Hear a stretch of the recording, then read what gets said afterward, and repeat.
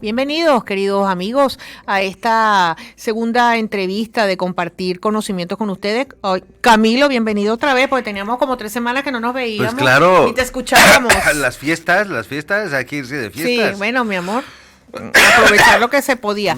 Le comenzamos el programa porque ya me estaba regañando que no estoy en lo que estoy, con la canción Filadelfia, para retomar el tema que se nos quedó pendiente sobre el SIDA, el tratamiento y las vacunas locas que me dijiste que había por ahí. Porque es que, fíjate, cuando hablamos de lo de la actualización del estado del SIDA y que dijimos que llevamos los 40 años de la epidemia o una pandemia del SIDA, y que se ha llevado por delante 33 millones de personas durante estos 40 años, que no es poca cosa. No. Y que mostrábamos cómo había sido más o menos el desarrollo, la evolución de la enfermedad a lo largo del mundo entero y de todos estos años.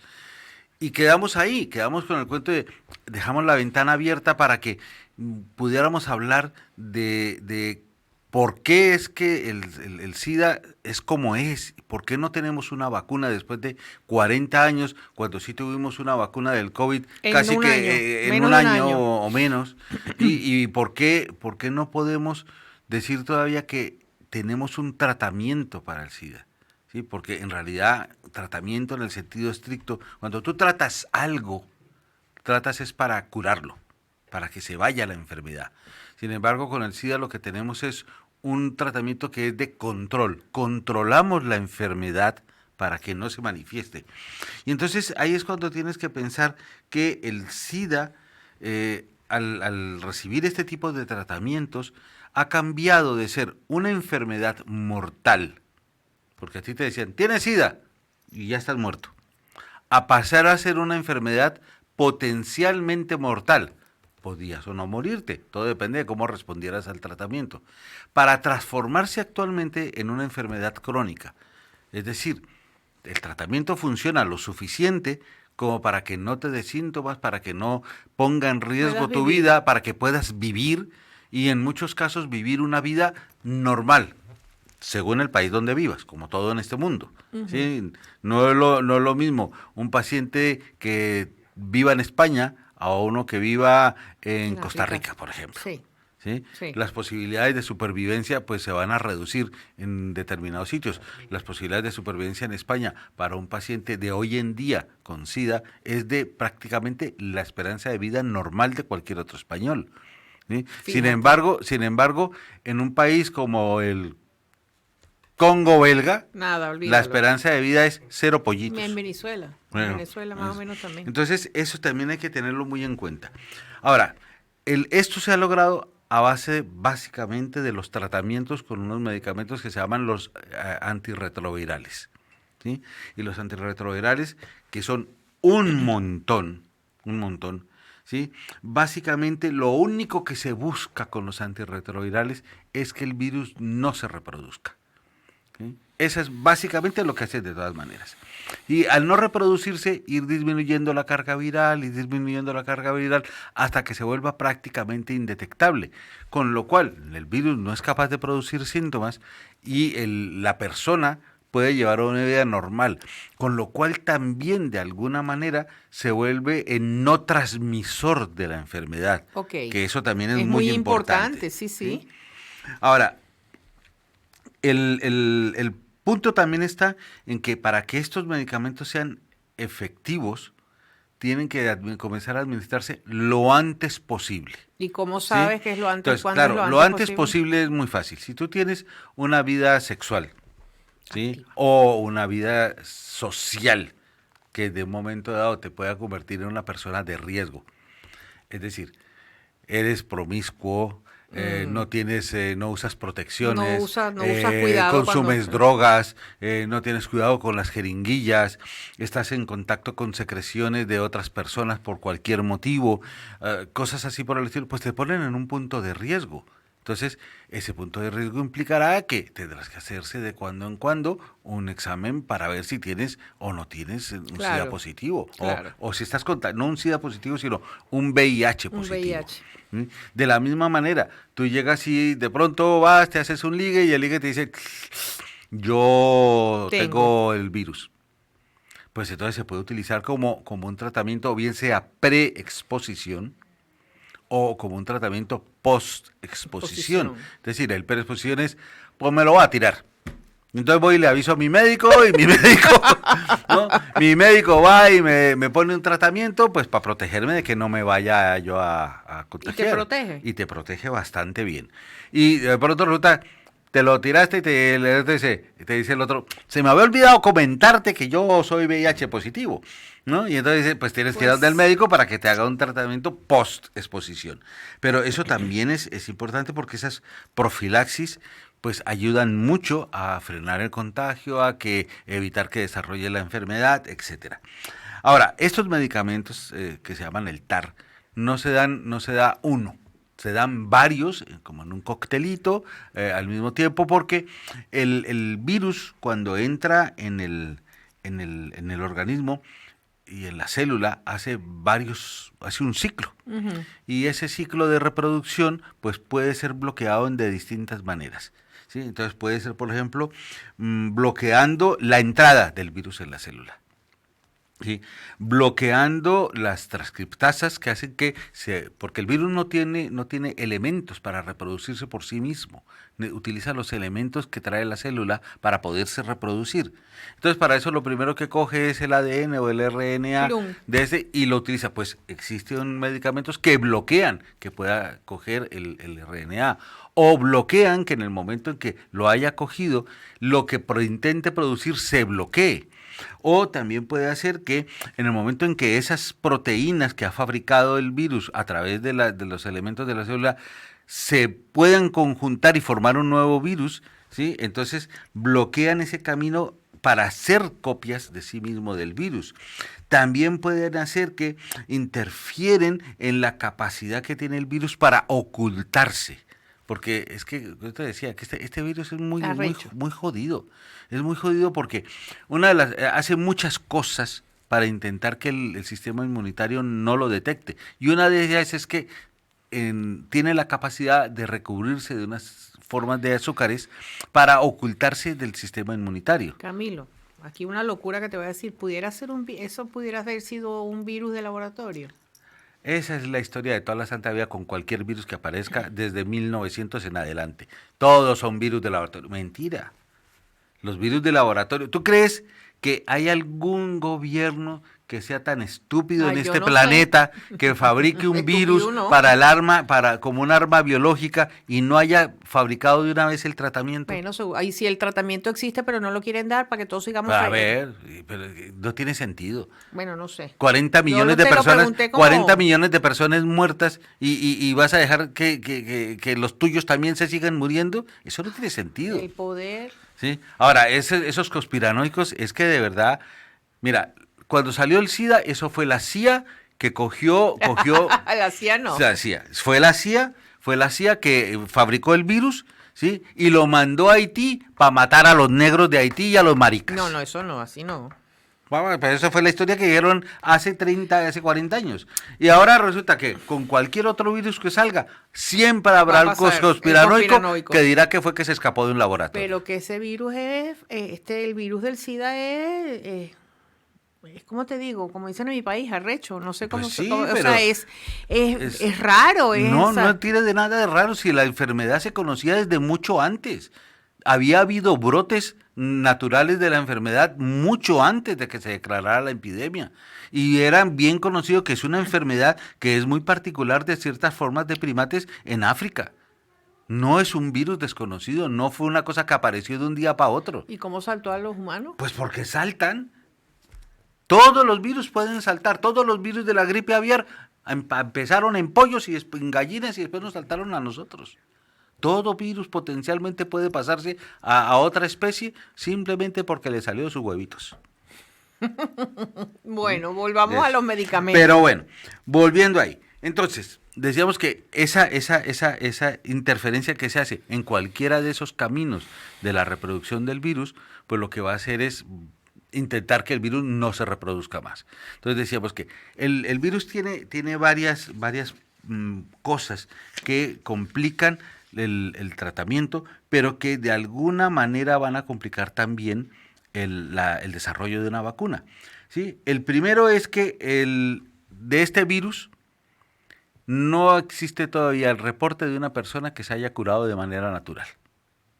Entonces, si no hay ese tipo de persona, no se puede buscar un patrón inmunológico natural para tratar de replicarlo y de esa manera o fabricar un medicamento o fabricar una vacuna. El segundo es que es un virus que muta con muchísima frecuencia. Incluso dentro de una misma persona puede generar mutaciones, con lo cual la vacuna no logra identificar esos elementos antigénicos que se pueden producir para tratar de detenerlo. Y el tercero es que los modelos animales que se utilizan tanto para los tratamientos como para las vacunas, ¿sí?, no son del todo fiables. Entonces no puedes saber si en el modelo esquemático que haya funcionado o bien o haya funcionado mal, hasta que no lo utilices en una persona no vas a poder saber a ciencia cierta si eso es así o no. Ahora, con los medicamentos que se utilizan para controlar el SIDA, ¿sí?, hay dos grupos, digamos los primeros y los nuevos. ¿Sí? Okay. Entonces, en cualquiera de todos los casos, lo que sí se dio era que la esperanza de vida, la supervivencia, la calidad de vida mejoraban, pero van a producir a largo plazo efectos tóxicos que se pueden ir acumulando en el organismo, y eso va a hacer que en algunas ocasiones se produzca un envejecimiento prematuro o del riñón o del corazón o de los huesos o de los pulmones, y eso hay que también tenerlo presente. Esos efectos tóxicos eran mucho mayores en los primeros medicamentos, pero con los nuevos son muy pocos. Entonces, aunque pueden estar ahí esos efectos tóxicos a largo plazo, pero se pueden ir detectando con anticipación para irlos controlando también a su vez. Pero bueno, como te decía, el tratamiento medicamentoso, por decirlo así, cuanto antes, mejor. Mejor. Y ya está. ¿Sí? Eso significará que si en algún momento en su vida la persona lleva algún tipo de factor de riesgo que lo pueda exponer, pues tendrá que hacerse controlitos con alguna relativa frecuencia, tendrá que hacerse ver con alguna relativa frecuencia, y en el momento en que le detecten que está contagiado, empezarse inmediatamente el tratamiento. Pero bueno, el punto siguiente sería, la única manera real de poder solucionar este problema sería generar una vacuna. Que no sale. Que de momento no sale. Entonces, se están desarrollando dos tipos de vacunas, ¿sí?, que son unas que se llaman las vacunas preventivas, es decir, aquella que van a intentar que no te contagies y no desarrolles la enfermedad. ¿Y ya están en la calle? No. Ah, ok. Eso. Y hay otras cosas que se llaman las vacunas terapéuticas, ¿sí?